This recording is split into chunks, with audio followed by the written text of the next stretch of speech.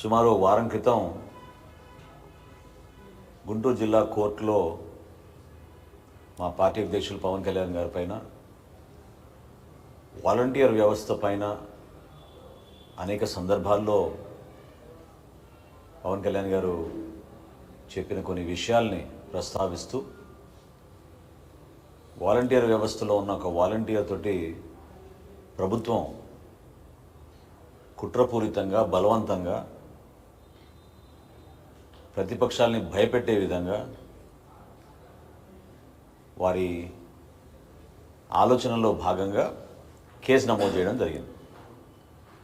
మా గుంటూరు జిల్లా అధ్యక్షులు గదా వెంకటేశ్వరరావు గారు దాదాపు వారం 10 రోజుల నుంచి అది ఫాలోఅప్ చేస్తూనే ఉన్నారు. చివరికి న్యాయస్థానం దానికి ఆ కేసు నమోదు చేసి సమన్స్ కూడా జారీ చేయడం జరిగింది. ఈ సందర్భంలో రాష్ట్ర ప్రజలకి మరొకసారి ప్రత్యేకంగా మన వాలంటీర్ వ్యవస్థలో ఉన్న మన యువతకు జనసేన పార్టీ తరఫున కొన్ని విషయాలు ప్రస్తావించాల్సిన అవసరం ఖచ్చితంగా ఉంది. జూలై 2023లో పవన్ కళ్యాణ్ గారు రాష్ట్ర ప్రభుత్వాన్ని ప్రశ్నించింది 3 అంశాలపైన. ప్రధాన అంశం ఏంటంటే ఈ వాలంటీర్ వ్యవస్థకి హెడ్ ఎవరు, అంటే ఎవరు దీన్ని సూపర్వైజ్ చేస్తారు, దీనికి ఒక డిపార్ట్మెంట్ ఉందా, దీంట్లో ఎవరైనా చూస్తున్నారా, ప్రభుత్వం నుంచి ఎవరు దీనికి బాధ్యులు, ఫస్ట్ ప్రశ్న.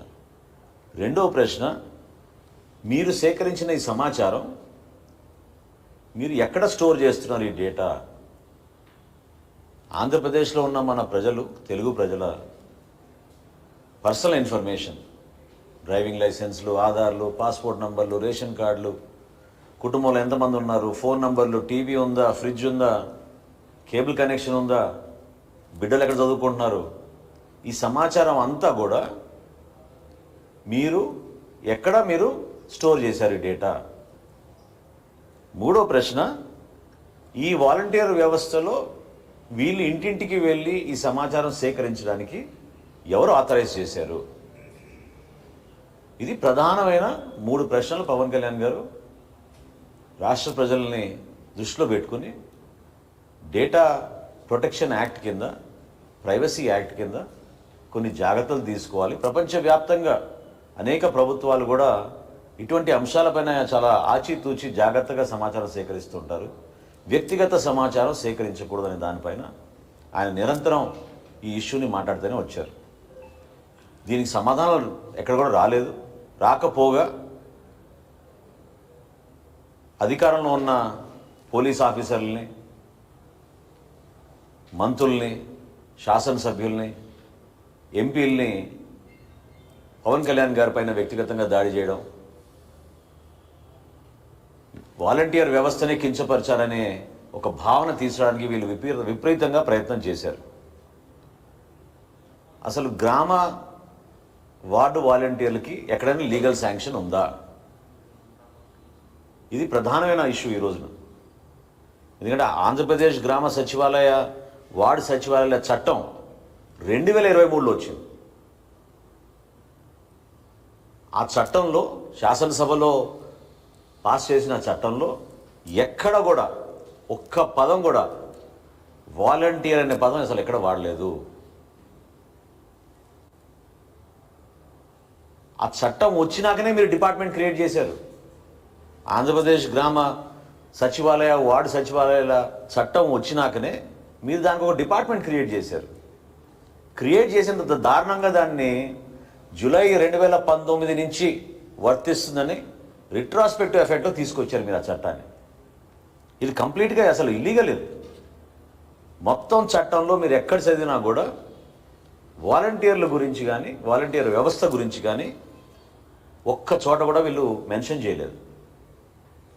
సుమారు 15,004 గ్రామ వార్డు సచివాలయాలు వీళ్ళు ఏర్పాటు చేసి రాష్ట్రంలో 2,65,380 మంది వాలంటీర్లని మేము ఉపయోగించుకోబోతున్నామని రాష్ట్ర ప్రభుత్వం చెప్పింది.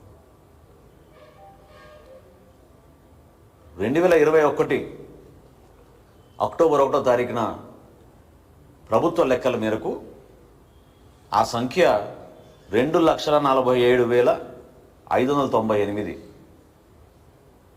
సెప్టెంబర్ 25, 2023లో ఆ సంఖ్య కాస్త 2,50,985కి చేరింది.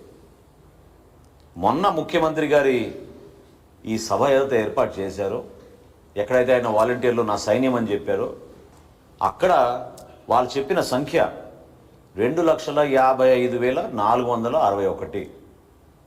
ఇది వాళ్ళు చెప్పిన సంఖ్య. అసలు ఎంత ఆశ్చర్యకరంగా ఉందంటే, వివరాలు ప్రభుత్వం నుంచి సేకరించినప్పుడు జనసేన పార్టీ నుంచి ఏ పత్రికా విలేకరుల సమావేశం ఏర్పాటు చేసినా మేమిచ్చే సమాచారం 100% కరెక్ట్, నిర్ధారించుకున్నాకనే ఇస్తాం. వాస్తవాలతో కూడిన సమాచారంతో మేము ప్రభుత్వాన్ని ప్రశ్నిస్తాం. అందులో భాగంగా ఈ రోజున చాలా భయంకరమైన సమాచారం నా దగ్గరకు వచ్చింది. ఈ 2,65,380 వాలంటీర్లు మేము క్రియేట్ చేసాం ఏదైతే చెప్పారో, 1,02,836 వాలంటీర్లు, మరొకసారి చెప్తున్నాను, 1,02,836 వాలంటీర్ల డేటా అసలు అప్లోడే కాలేదు.